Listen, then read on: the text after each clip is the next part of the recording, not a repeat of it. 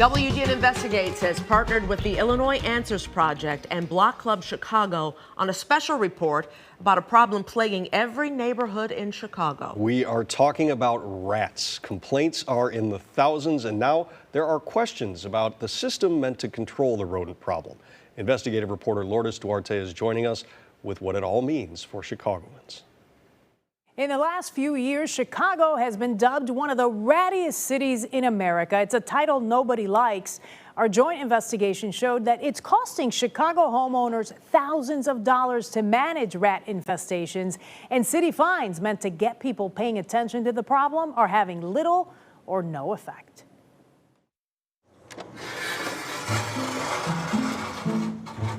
When the Weinbergers introduced us to their North Side home, it was their yard. They talked about most. And put a lot of love and sweat into it. Thanks, ma'am. Beautiful landscaping became their pandemic project. When we bought the place, there was nothing, 0 plants, totally just dirt. And so, we were really proud of it. Proud of it, but quickly put off by it when new neighbors moved in without notice. We have certain areas where they have made their home.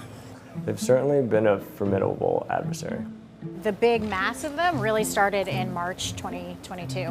Before I show you who took over, a warning: you may not necessarily like what you see. Black and white video that gives you a sense of the rats that moved in, one then another, roaming in the Weinbergers' once beautifully landscaped yard, now torn up. They are big and they are fast.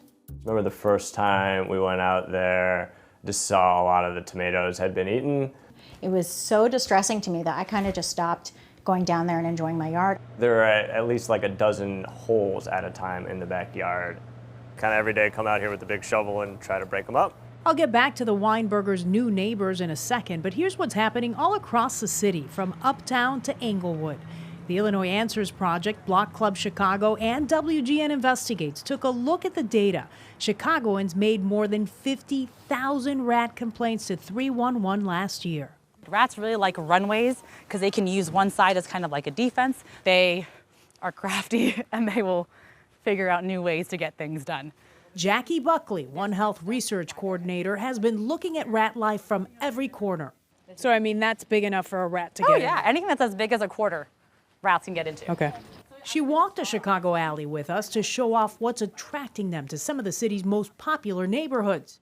Overflowing trash cans, obviously that's easy access for them. And once they're around, it is not that easy to move them out. Which is what Liz Murray and her daughter found out quickly. Look at this. Cameras captured one of them rushing through their kitchen. It came up from behind the refrigerator and then sort of ran into one of the baseboards. It's chaos. It's just like... The mother-daughter duo has now moved out of their Northwest Side apartment. Mom added hours to her 9-to-5 job to cover moving costs. I'm working substantially more than that to try to make up for all of the kind of financials that go along with this unexpected move. She says she reached out to her landlord, but either got the runaround or rat abatement attempts didn't work. I've had to discard a lot of our stuff, pots and pans, certain dishes, things that we had in the cabinets that we know for sure the rats were in. While she's been able to move out, We've been having a bunch of issues with the rats coming underneath. the Weinbergers are staying put. This is where they primarily have been, under this bush. They estimate they've spent about $5,000 on landscaping, repellents, and traps, but say it's the open garbage bins across the alley that keep the rats coming back. Those businesses have never been cited by the city. Others have, though. Since 2019, citations linked to conditions that would attract rats led the city to issue $153 million in fines. So far, $126 million remains unpaid. Everybody on our side has had different rat issues and certainly their yard getting torn up. The city's Bureau of Rodent Control didn't agree to an interview, but did send out this statement about slowdowns in response times after residents call 311. Though staffing levels have fluctuated in the past 5 years due to various reasons, including retirements and transfers, the city has seen service requests for rodent abatement trending back towards pre-pandemic levels. We used to have a food garden here. For the Weinbergers, though, the problem is so severe that action by the city is one step in a rat race that is tough to win. But it's still just kind of like embarrassing to have people come over and there's rats. And this summer, the Inspector General started auditing the Bureau of Rodent Control. That review could be completed at any point. Tomorrow morning, you can read more on the rat investigation through Block Club Chicago and the Illinois Answers Project. They will look at the millions of dollars in unpaid fines potentially linked to rat issues, with dozens of companies owing the city more than $15 million. We'll be linking their stories to our WGN TV website. I'm Lourdes Duarte, WGN Investigates.